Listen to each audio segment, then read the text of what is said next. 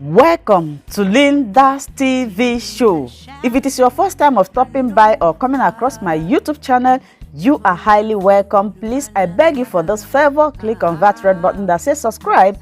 Beside the red button is a notification bell. Turn the bell on so that anytime I upload a new video, you will be the first person to check it out. I appreciate each and every one of you who always come back to watch my videos.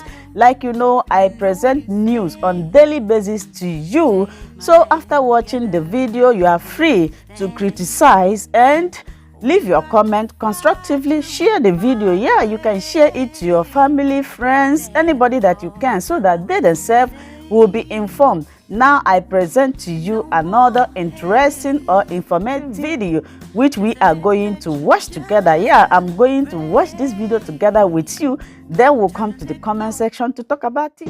When I handle cases, God is always on the throne. In the case of Nnamdi Kanu, God has taken over the entire proceedings. There's no question about that. You all saw it in court today. The truth is that the lower court tried in striking out 8 out of the 15 amended count charge. But the lower court fell far short in not striking out the remaining 7, which have no business being in the charge sheet. All the 7 remaining counts are watery, prima facie. They are dead on arrival, and they were dead on arrival, as I termed them, as dead as dodo. But instead of the lower court striking out the entire 50 count charge and allowing Nnamdi Kanu to go home a free man after the long walk, like Nelson Mandela, long walk to freedom, the lower court retained 7 of the counts. And we are here to say, intermediate court, court of appeal, strike out these remaining 7 counts, because the lower court never calmly looked at the documentary evidence we placed before it. The respondent, the federal government, the DSS, they never responded to the critical issues we raised, that Nnamdi Kanu was forcefully abducted in Kenya and tortured and forcefully renditioned to Nigeria on the 27th of June 2021 against the provisions of the Terrorism Prevention Act, under which he is being charged, against the provisions of the Extradition Act, against the provisions of the African Charter on Human and People's Ratification Act, Rights Act. And the law is that when you want to take a person from another country like Nnamdi Kanu from Kenya, you have to go through a certain extradition proceedings. If you don't, the detaining authority, that is Kenya, have to first give you consent or permission that you can take away this subject from our jurisdiction. Kenya did not do that. In fact, Kenya said, we never told them to take Nnamdi Kanu away from here.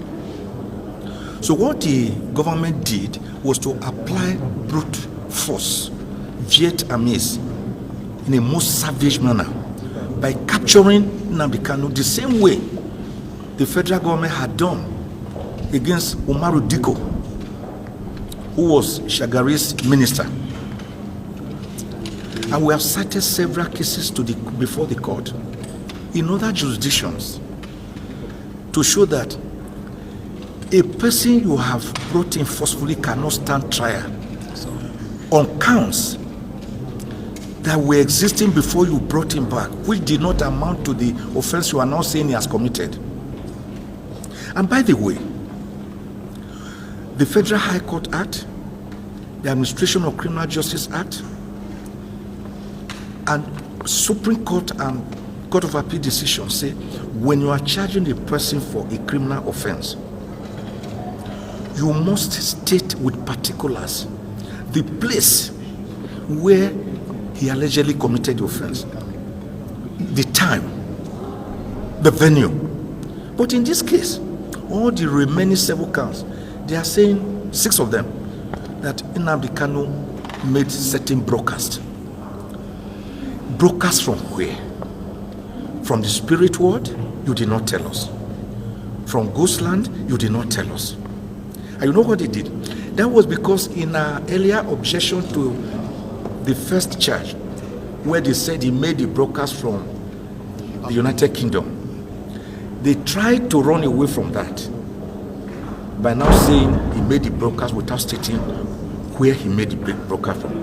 And the law is that you cannot charge a person in such a vague and evasive manner.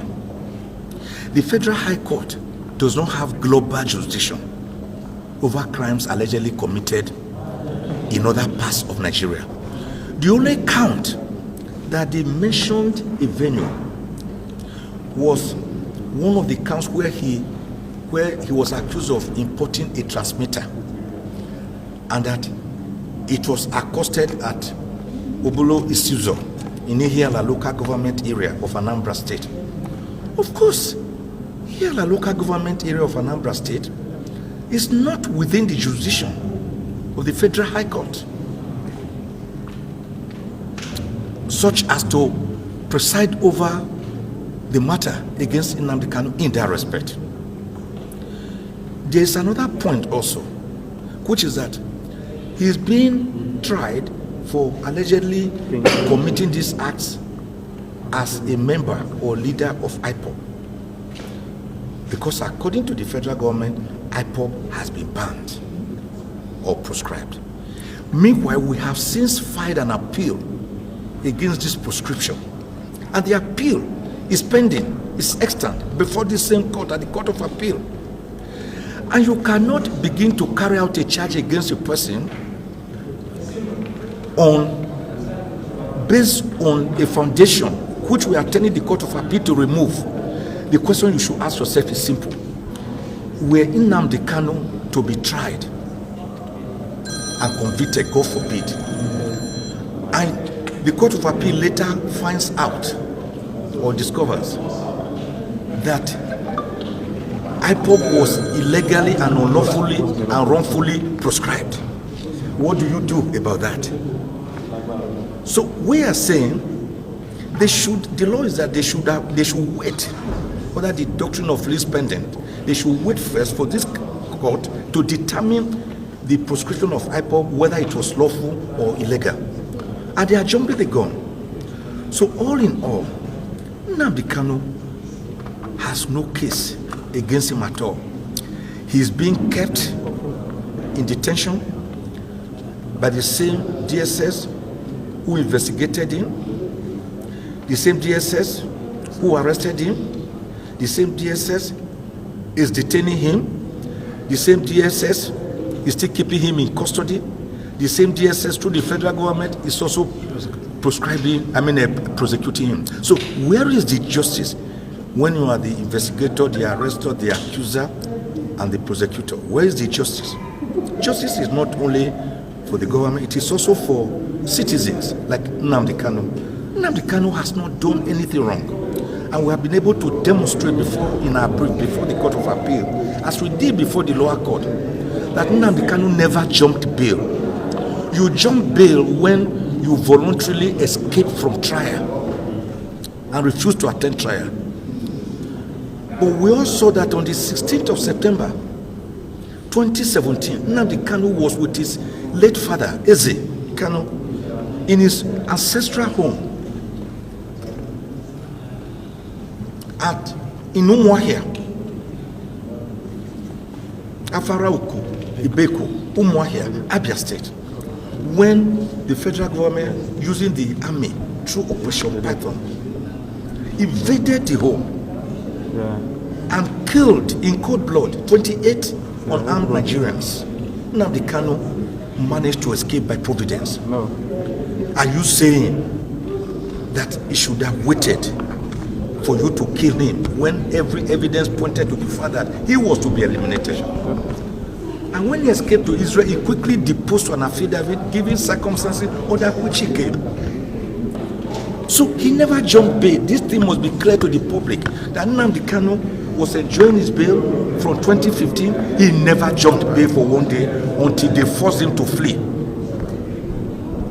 So by the grace of God, this is a case where the justice of the matter points in the direction that the remaining 7 counts charge still pending against Nnamdi Kanu before the lower court, Justice Tanyako, will be struck out by this Court of Appeal.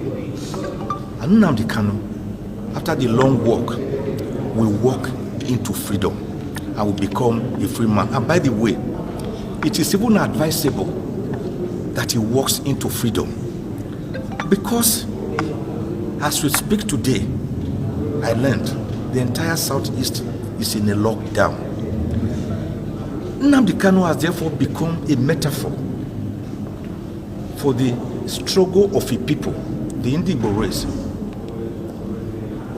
who are saying, according to them, under their name of Biafra, give us self-determination. Self-determination is allowed by all international conventions, even by the United Nations Declaration of Human Rights and United Nations conventions, all the various conventions. Self-determination is allowed.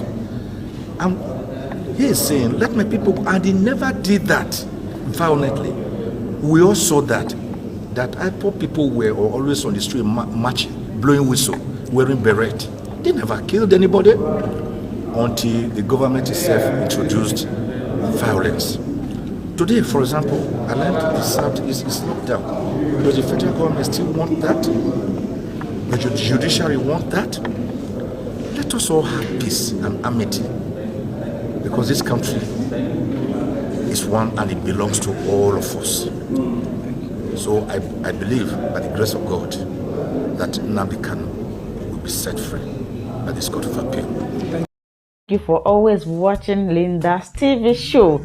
I will see you again in my next video. Remain blessed. I appreciate each and every one of you, and keep on watching Linda's TV show. If you have not yet subscribed, please, I beg you to do that so that you'll be getting more updates from me. Bye bye.